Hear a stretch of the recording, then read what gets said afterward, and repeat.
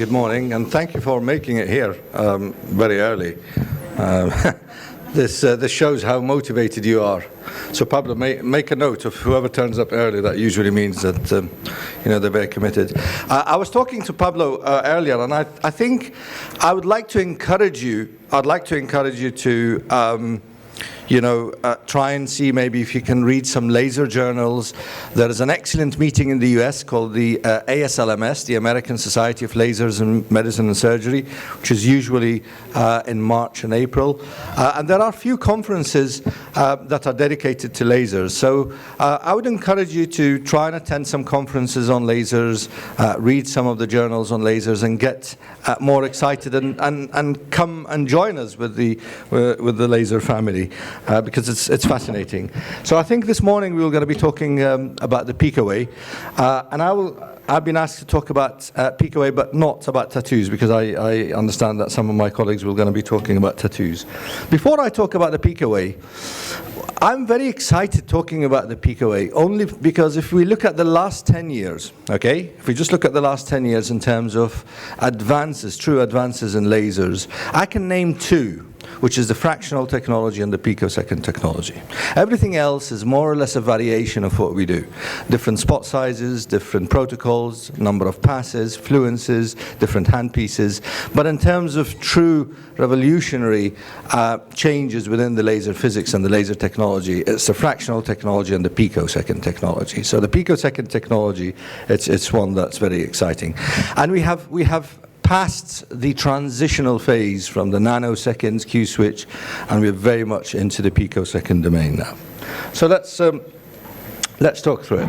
So the picosecond lasers, they have become available in 2012, so they've been around for 7 years. Before that, we had the Q switch, which is the nanosecond laser. And the key difference between the picosecond and the nanosecond laser is in the pulse duration. That is the key component. Okay, so the pulse duration is very, very short. Yesterday we had many talks about the systems like the Gentle Max and the pulse dye laser, which are in the millisecond domain. So when you go then shorter from the millisecond, you go into the nanosecond, and then even shorter than the nanosecond, you go into the picosecond. So we're talking about a shift to a very, very, very short pulse duration. But that short pulse duration changes the whole dynamics in terms of laser physics interaction in the tissue of the skin. Because what happens is when you have a longer pulse duration, you're relying more on photothermal effect than the photomechanical or photoacoustic effect. So if we just talk about pigment shattering, and let's take the ink particles of tattoos as an example. The longer the pulse duration, i.e. if you have a Q-switch laser, which is a nanosecond laser, to break the tattoo, you are going to have more photothermal effect, which is heat, than a photoacoustic effect. And as you shorten the pulse duration and get into the picosecond domain, then this increases. You have more photoacoustic effect at the cost of photothermal. But what does that mean in terms of clinical practice? That means less pain, less complications, safer, and better efficacy. Okay, so the key difference between the nano and the pico is that you have much more photoacoustic effect at the expense of the photothermal effect, which is increased safety, better efficacy. Okay. Now, one of the things, so just like with yesterday, if we talk about pulse dye laser, people say, well, I don't treat vascular malformations, but we saw that there are many other things that you can use the pulse dye laser for outside vascular malformations. So the same applies to the picos. Often people will say, well, I don't do tattoos. What is it in it for me? But we don't use just the pico second lasers for tattoos, and particularly the fact that we have fractional handpieces that we can also use for rejuvenation. So I'm hoping to show you some examples of what we can do with the pico beyond tattoos.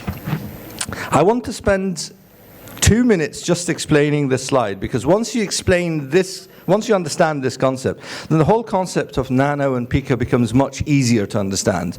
But it's also putting it into perspective as to why one pico machine is better than the other pico machine, okay? So if we talk about breaking particles, so let's just talk about tattoo. So you have a tattoo, you have the ink inserted in the dermis, and you want to break that. There are a number of forces that are important, okay? So when we are delivering a stress wave force, which is what you're delivering with a short pulse duration of the pico, you're delivering something called a stress wave force, okay? That's the pressure wave that you're having. But then the particle, of course, would like to withstand that pressure. It's trying to resist it. And that is called the stress confinement. So every object, okay, can withstand a pressure, and that's called the stress confinement. But if your stress wave force is higher than the stress confinement, then you break the object. I'll give you an example. That table there, the glass table, so you have a glass and you have a book on there, it will not going to break. Why? Because its stress confinement of the table is higher than the stress wave force. But if I stand on it and I jump, it's likely to break, because the stress wave force, which is me standing on it and jumping on it, is higher than the stress confinement, okay? So what we want to do if we want to break pigments, we want to have a stress wave force that is higher than the stress confinement. And the stress wave force is related to the fluence, but it's also inversely related to the square of the pulse duration, okay? And the stress confinement is inversely related to the diameter size. So the smaller the particle, the higher the stress confinement. The larger the particle, the lower the stress confinement. I'll ask a question. Who has a Q switch and does tattoos? Anyone has? Okay. So what you do, the first time you'll choose a fluence, let's say 4 or 5 joules, okay? And then the second treatment, you increase the fluence. Why? Because when you have broken the particles after the first treatment session, the ink particles have become smaller. Because the stress confinement is inversely related to the diameter, the stress confinement has become higher because the particle is now smaller. So its stress confinement is higher. So this needs to be higher to break it. The pulse duration of the machine is fixed. So the only thing you could do is increase the fluence. And that's why we go 4 joule, 5 joule, 6 joule. It has nothing to do with depth. The depth of the tattoo is similar, but it's only because you need a higher stress wave force to break it. So now you understand, if you go from the nano to the pico, because it's to the square matter, you get a much, much higher stress wave force just for the same spot size instead of increasing the fluence. So going from a long pulse duration in the nano to a very short pulse duration in the pico, okay, you get a much, much higher stress wave force, which is the photoacoustic effect, okay, at the expense of low fluences. And this is why the fluences are low. We're treating with 1 or 2 joules. Whereas with the nanos, we were treating with 5 and 6 joules. And that is the difference. So understanding the stress wave force, which is the pressure wave that we generate from the pico, the stress confinement, which is inversely related to the square diameter of the object, and then this association, this is basically the concept of cavitation, which is breaking of an object, okay, through the stress wave force generated. Because the only other way of breaking an object is to increase the temperature rapidly, because any object that is heated rapidly will expand and break. But that is then excessive photothermal effect, and all that heat will diffuse into the dermis and you get scarring.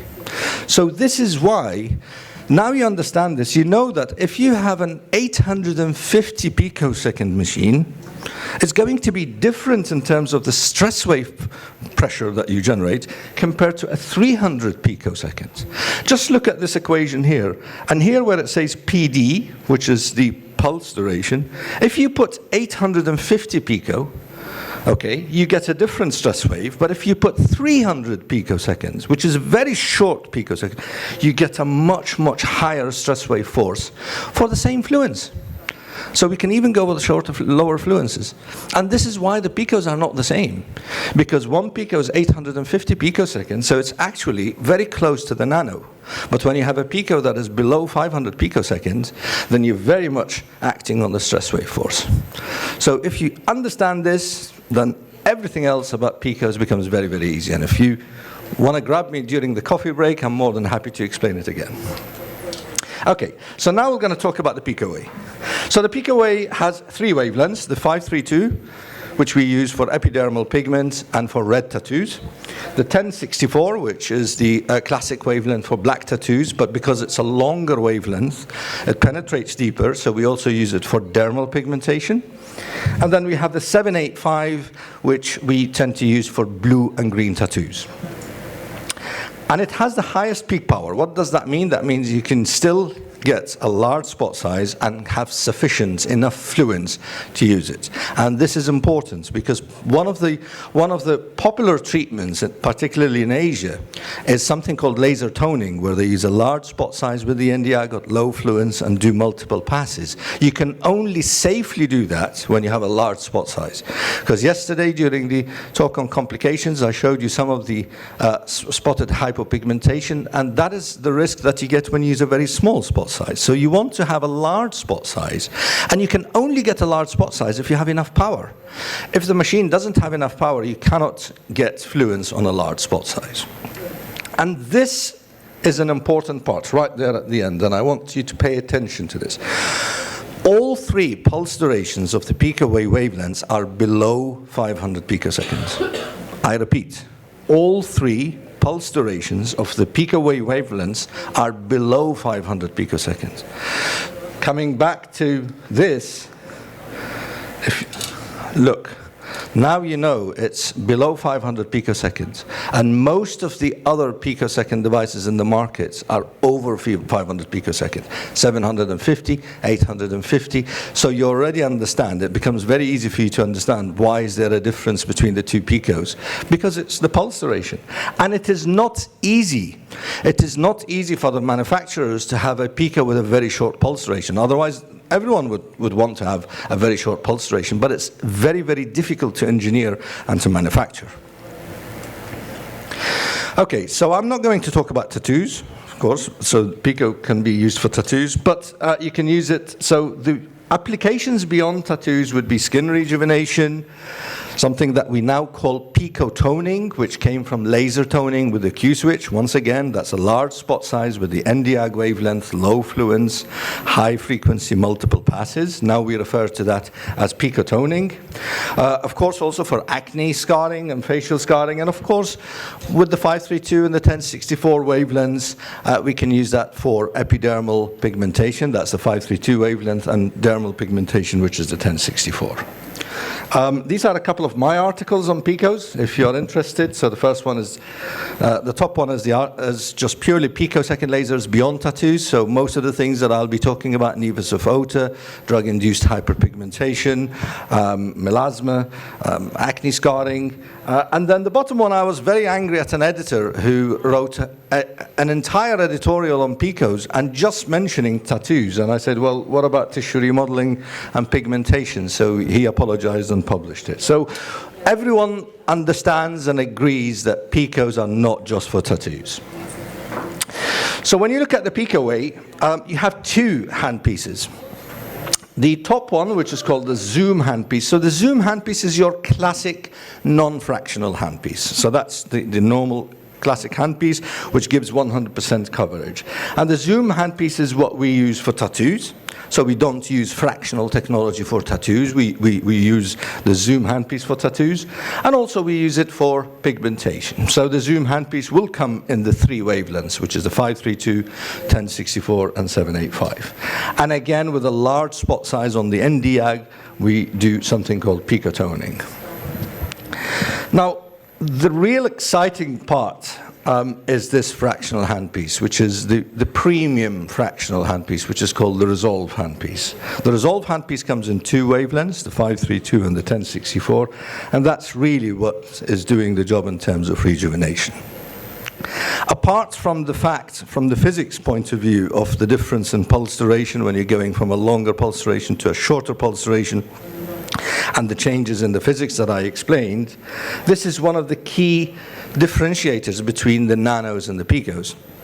So often colleagues will ask, well, what's the main difference for a nano and a pico if I'm treating just one spot of pigmentation? I think the key difference is the fractional handpiece that comes with a pico. This ability of the fractional handpiece that you don't have with the nanos in terms of what's going to do in the tissue, as I show you. So it's not just the difference in the pulse duration between the picos and the nano, but also the fractional handpiece that you have.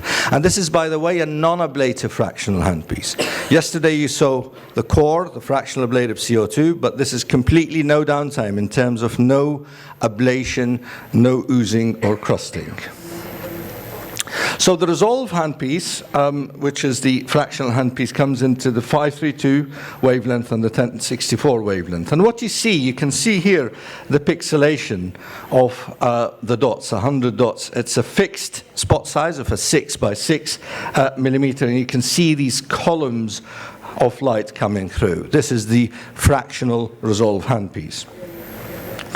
And it's important also to understand is how you fractionate the beam of light. I think that is often ignored and neglected, but the engineers particularly get excited about this because with the Candela Pico way, they use a hologram, which is a holographic beam splitter. So it splits evenly, okay, the light, and you get equal amount of spikes of the energy of the light, which is different from most of the other competitors who use micro lenses, where you lose some of that energy and you get shadows around the spike. So understanding also how you fractionate the light in terms of the handpiece is important too. And with the Pico way, it's a hologram, so it's a holographic. It's almost like a cone, and then you get all the equal spikes here. But look at the total amount of energy. It's very low, and this is why it's completely painless procedure. So even if you use higher fluences, it is not painful because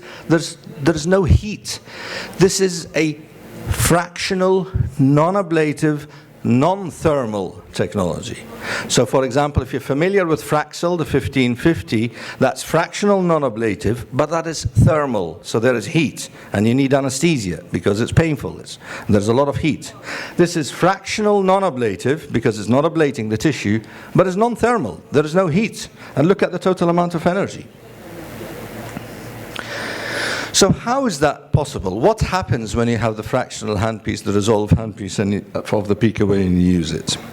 So anytime you use a light, anytime you use a laser and it hits the skin, there is going to be an interaction. That's the universal rule. So there is going to be a light tissue interaction, which we will call a biological interaction that leads to a biological response.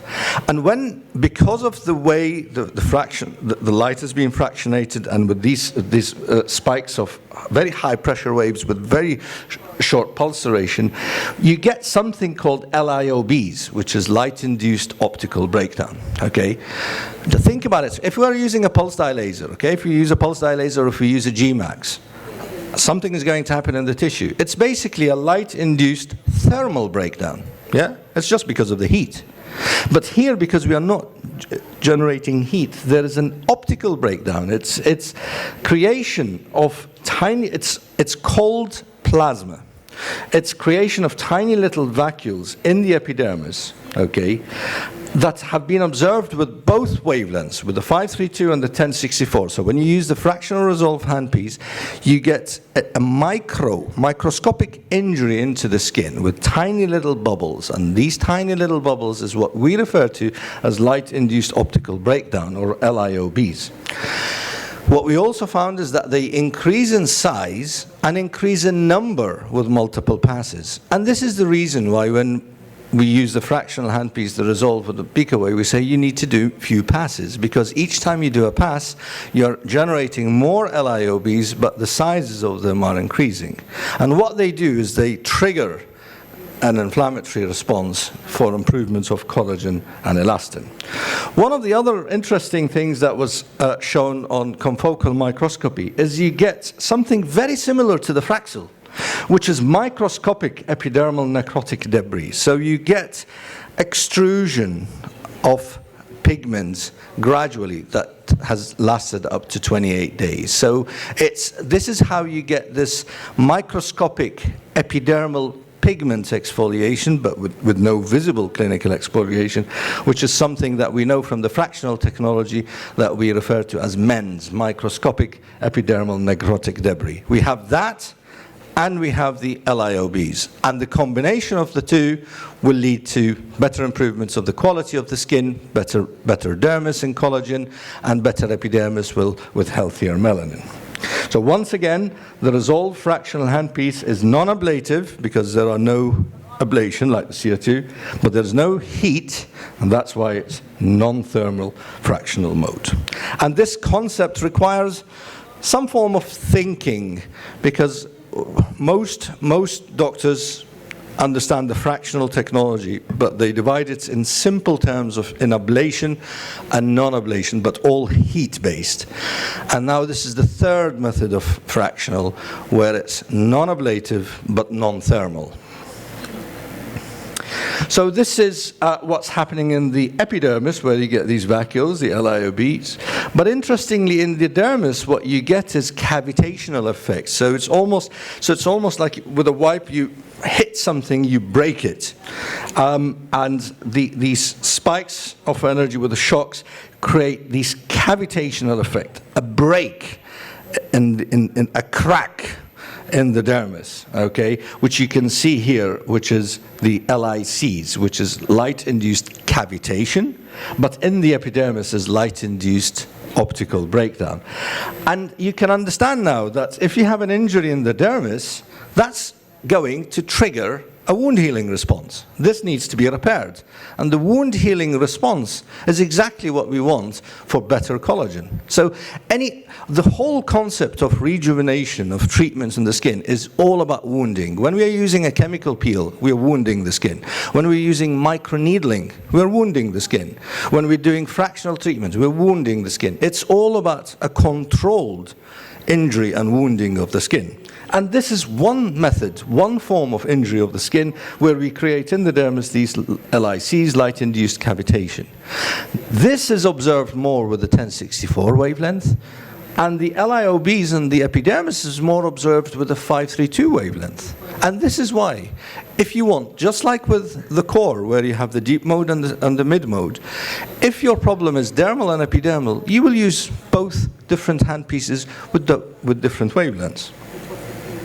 So once again, you can see here, this is in the epidermis.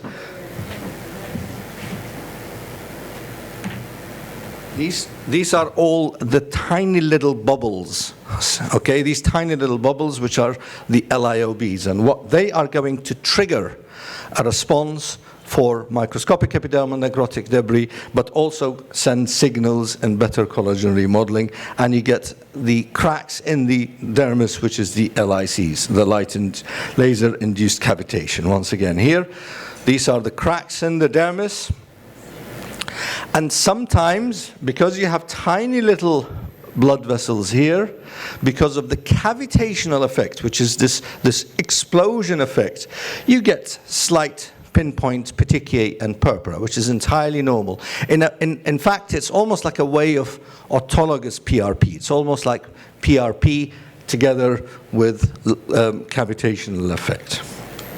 This is why we see sometimes these pinpoint petechia, because of the cavitation LICs in the dermis shattering, because of the shock wave, shattering some of the small papillary dermal vessels, and you get this pinpoint bleeding. And we know that with the LICs and the LIOBs, after time, we get better collagen and better elastin, and also gene array expression studies have shown that there are markers that are elevated that are pro-good collagen. So basically, using the fractional non-thermal handpiece of the Resolve triggers a controlled microscopic injury wounding into the skin, and eventually the outcome will going to be better collagen, better elastin, but also better exfoliation of pigment. And you know, I had the PicoSure for 6 months. Okay, so I have experience with few Picos. And I think if the question is, well, which one is better? Any time you get asked a question like this is my tip to you. Anytime you get asked a question, well, which one is better? Just go back to the literature, go back to the evidence, go back to the publication and say, well, this is the answer, because you can defend that answer. Okay? This is why we always talk about evidence and publications, because we can justify our answers. So let's look at the evidence. This is one paper in lasers and surgery and medicine that looked at the difference between the different fractional handpieces of PicoA, which is the 532 and the 1064, and the PicoSure, which is the diffractive lens array of the 755. All three wavelengths generated LIOB, so these are the tiny little bubbles in the epidermis. Now, this is no surprise, because we believe that melanin in the epidermis is the main absorber of the wavelength that triggers the formation of LIOBs. Of course, 532, 755, 1064, all three wavelengths are absorbed by melanin. So all three will create these tiny little bubbles that we refer to as LIOBs. But 755 is not absorbed in water, is not absorbed in tissue water. So there is very little effect in the dermis. 1064, which is the Nd:YAG, is well absorbed in water. So 755 generated LIOBs, but no LICs. And this is exactly what we see in clinical practice. The PicoSure may be good for pigmentation, but when it comes to the rejuvenation effect and for the acne scarring, it's inferior. And that is because you want to have more of the cavitational effect in the dermis, the LICs, which you cannot observe here. So there is a limitation in terms of collagen remodeling.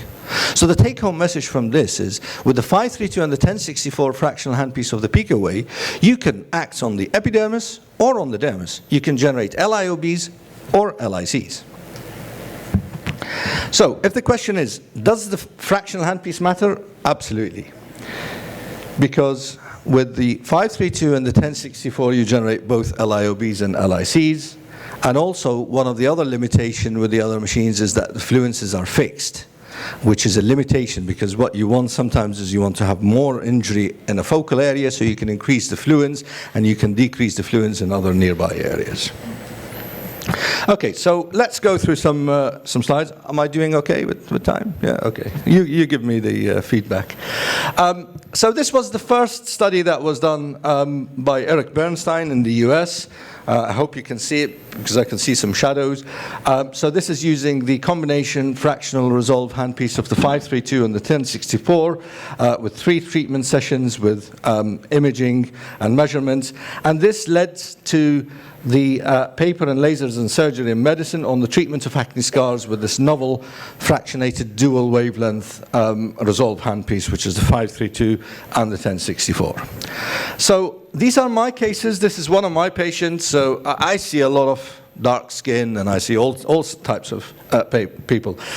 So here, of course, we're going to be a risk treating with the CO2. He doesn't want any hyperpigmentation. Downtime is an issue.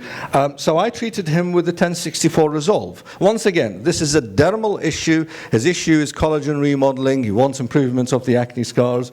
So 532 is going to act more on the epidermis. The 1064 is more the dermal. So use the fractional handpiece and then a number of passes, because remember, each time you do a pass, you generate some LICs, but with multiple passes, you have more impact. And he's very happy with the results, and there is no downtime. Occasionally, you might get a few spots. There's almost like a little bit of an acneiform eruption, and that will settle after a few days. This patient is a fair-skinned patient, so she's light skinned, but she doesn't want any downtime with the CO2. She works, and the thing is, people don't want to take time off work because that will reduce their holiday time. So they want to have a treatment with as little downtime as possible. She would be a candidate for the CO2, but she wanted the non-ablative, and I treated her with the Resolve 1064, and she's happy, and of course I can continue to treat. This is another example. This is a guy from Sri Lanka, dark skin, so he's again going to be a recipe for post-inflammatory hyperpigmentation if I treat him with the CO2. He doesn't want any downtime and any risk, and he's the one again that I treated with the Resolve 1064 number of passes. You get some redness and swelling, but afterwards it settles, and of course I can continue to treat. Look, I tell my patients, you will tell me when you want to stop. So don't give a number. Don't say we'll do 3 treatments and then you will get better, because they will never be happy. My patients will never be happy. But say, look, let's do 2 treatments. I always say, well, let's do 2 treatments and reevaluate. And if there is no progress, then we'll change.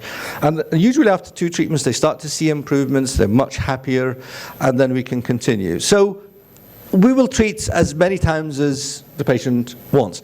The beauty of the PicoWay result, because there are no consumables, and I can do the treatments in 10 minutes. Okay, I literally can do the treatments in 10 minutes. There are no consumables, but I can also train staff to do it. So it's easy for me to say, well, you know what, I'll do an extra treatment, or let's do a couple of extra treatments. It's easy to do because it doesn't take a lot of time for me. There are no consumables, and I can also delegate it and train a member of staff. This young girl had an atrophic flat scar on the chin.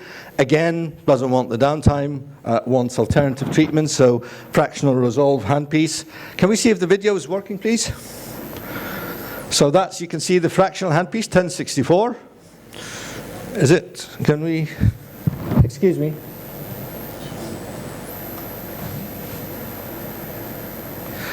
So that's the 1064 resolve handpiece. You can see I'm going over the scar, back and forth, no injury, no bleeding, no crusting, no oozing, nothing.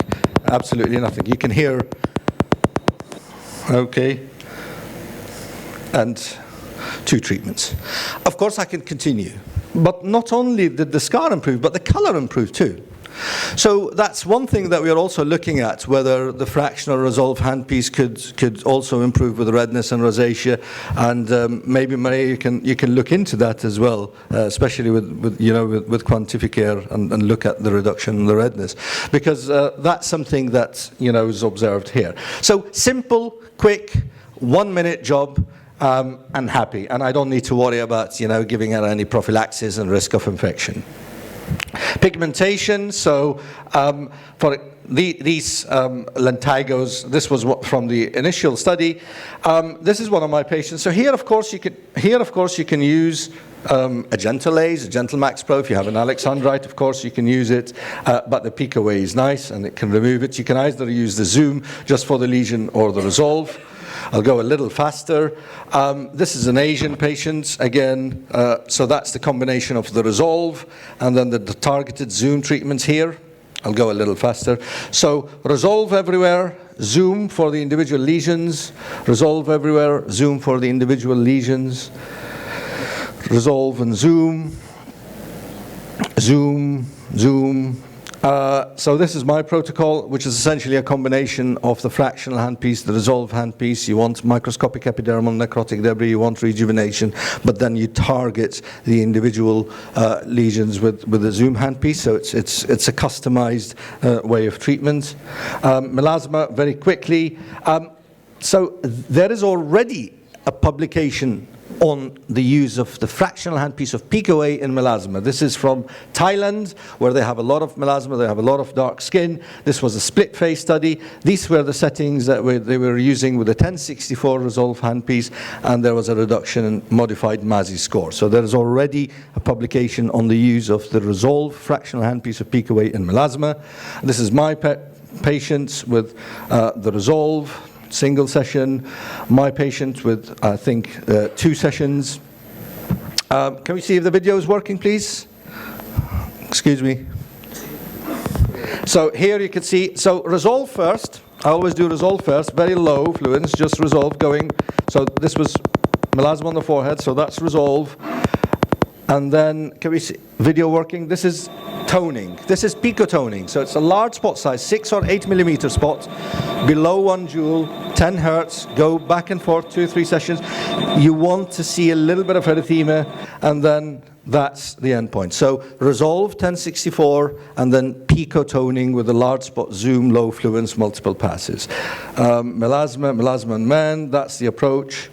Ochronosis, again, banana-shaped structures.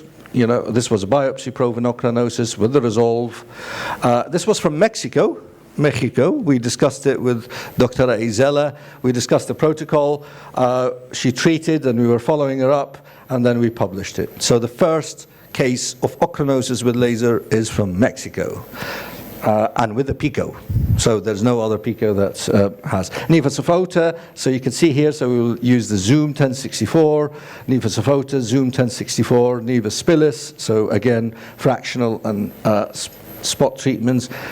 Macules on the lip, you can also treat them with the 532. Post-pH, post-sclerotherapy you can treat. This was localized Algeria from a silver piercing, didn't respond to the Q switch because she said, oh, I had already treatment before. So I said, well, let me just do one treatment. If there are no results, I won't charge you. Okay, that's how confident I was it would work. She was very, very happy with that, and I published it just as a pearl. So thank you very much. The pico, once again, 3 wavelengths, 532, 785, 1064. The shortest pulse duration in terms of the pico pulse duration. High peak power, which means you can use a large spot size and you can do pico toning. And I hope I managed to share with you the enthusiasm that the pico is not just for tattoos. Thank you very much. Thank you very much, Firas. Thank you very much. La tecnología de picosegundos, la tecnología ya se impuso en el mercado. La verdad que es revolucionó el mundo de los láseres. Hacía muchos años que no había un salto tecnológico en el tema de los láseres. Está claro, todavía es una tecnología que es bastante costosa, más que nada para nuestro mercado. Sin embargo, se fueron acomodando de a poco los precios. Pero lo que tienen que pensar con estas tecnologías tiene que ver con el nivel de inversión que ustedes desean hacer y dónde. Creo que el mercado está muy bien separado en aquello que es un modelo de negocio puro, son inversiones en tecnología que están dedicados a desarrollar modelo de negocio, y otro que es herramientas tecnológicas que ustedes tienen en su práctica diaria para atacar distintas problemáticas o patologías de sus pacientes. Cuando analizan este tipo de tecnologías, lo que tienen que pensar no es en el corto plazo ni en el mediano, sino es en el mediano y largo plazo. Tengo todavía médicos, amigos, clientes que todavía están usando el vascular y el quantum de Lumenis, que lo compraron en el 99, 2000 y alguito, que son tecnologías de luz pulsada, con cabezales súper potentes y demás, y todavía lo están usando, porque en su momento el planteo cuando lo compraron fue: voy a comprarme una herramienta que va a estar conmigo 10, 15, 20 años. Y eso es lo que tiene que pensar cuando compran una tecnología que los va a ayudar a desarrollar más su práctica médica. Así que bueno, muchísimas gracias. Gracias. ¿Alguien tiene alguna pregunta para el doctor Firas? Bueno, yo primero felicitarlo y agradecerle. Sorry, I need my translation. I couldn't learn Spanish in 2 days. Next time. I promise if I come here next time I will be speaking Spanish. Oh, wow. I'll do my best to learn. It's a great language. Okay, sorry. Muchas gracias. Felicitarlo, doctor, y agradecerle todas sus enseñanzas. Siempre que lo escucho, siempre aprendo mucho, y creo que su experiencia y sus casos son extraordinarios. Yo quiero preguntarle, porque sí he visto, yo no tengo la tecnología de pico, pero uso el otro N de Jack. La verdad estoy muy emocionada con lo que presentó, y creo que como dice Pablo y ustedes, es una nueva tecnología y es un parteaguas para nuestros pacientes, para estos tratamientos que nosotros en México, pues las primeras causas son melasma, y esto con nuestro tipo de piel es muy complicado tratarlo. Yo he visto mucho, y usted lo mencionó, lo de la foliculitis cuando tratamos acné. Generalmente se empeoran, bueno, por lo menos en mi experiencia con el NDJAK cuando trato acné. ¿Qué hacer en estos casos? ¿Cómo controlar esa foliculitis o que se empeora los primeros días de aplicar el láser? Yes. So, is that about? You're talking about the pico way, or are you talking about non-pico way?